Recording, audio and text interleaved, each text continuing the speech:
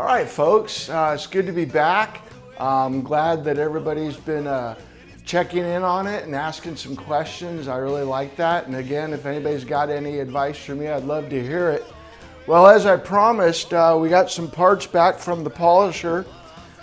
These are the intake manifolds for the triple Webers. These are going to bolt up right here together. And then as you can see right here, that bolts directly onto the head. On this build too, I decided not to reuse the old rocker arms. Got some brand new ones, so hopefully that'll improve performance rather than using old stuff. We got our lifters, hydraulic lifters. In case anybody's ever heard the term, what is a lifter? Well, this is your lifter and this is a hydraulic lifter. Its motion is controlled by oil, hence the name hydraulic.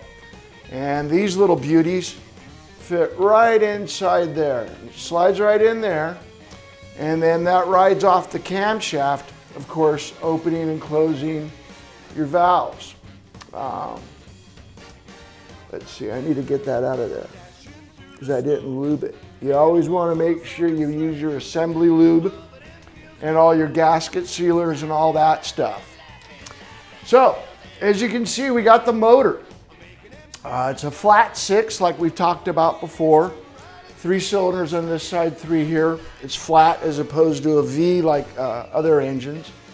We got the oil pan right here, ready to bolt up. It fits right here. And then there's always that question, gasket sealer. Do you use gasket sealer or not gasket sealer? Me, I like using gasket sealer, but don't be one of those guys that just globs it all over the place so when you tighten it down, it just squirts out everywhere. You don't need to do that. Just apply a very, very thin amount, then take your finger and kind of spread it down. I also recommend using gloves because otherwise your hands will end up looking like mine and you get silicone and junk everywhere. Going back to this over here, after we put the oil pan in, the next thing that we'll be doing is putting the heads on. Now you guys might be wondering why there's this PVC pipe right here. I use this during assembly. During assembly, we need to rotate the assembly to install the connecting rods to the crankshaft. I'll go ahead and turn it here as you guys can see how the engine, everything works as the crankshaft's being spun. And the reason why the tubes are on here, that if I didn't have the plastic here, is as I was rotating it, it would make the barrel slide out and then the pistons and rings, and it's just a big headache, so you don't want to do that. So this right here is all ready to have the cylinder heads installed. This side right here gets the blower, because as you know, the Corvair is an air-cooled motor. Hence we got a fan, and then you've got your blower cover that fits right here on top of the engine, and then you have your fan cover that goes on top of it. So basically, the next step is going to be installing the heads, and then we'll be doing all the other accessories such as fan covers and items like that.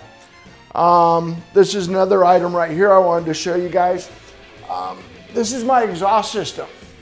It's very kind of, I guess you'd say, petite. So these are the headers right here. This is a turbo muffler, also known as a glass pack. A lot of old hot rodders use them.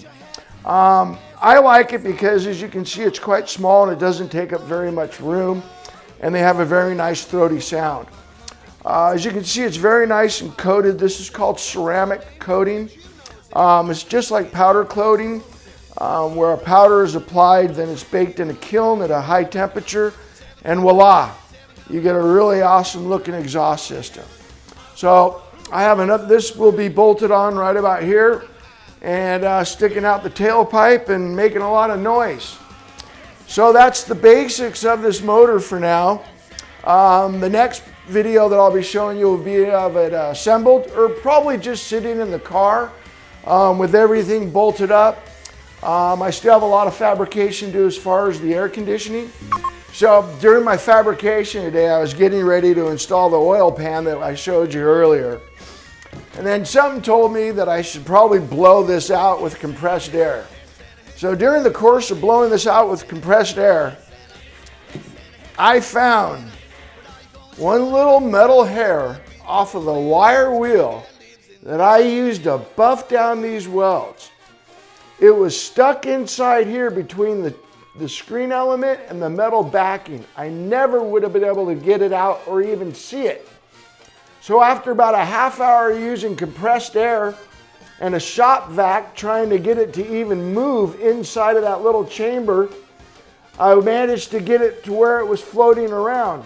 I then used a magnet and sucked it out through that hole. I will forever keep this piece of metal that could have ruined this brand new engine. So the tip of the day is keep everything clean. Blow it out with compressed air. This could have ruined that in 30 seconds. So, clean your stuff. All right, so I hope that covers the basics of a Corvair motor and how to rebuild it. As you can see, it's pretty simple. I haven't been using more than 3 different size sockets and 1 wrench. So if you guys have any comments, please leave it in the comment section. I'll be more than happy to get back to you. If you have any advice, please leave it there as well. Merry Christmas. Have a great day.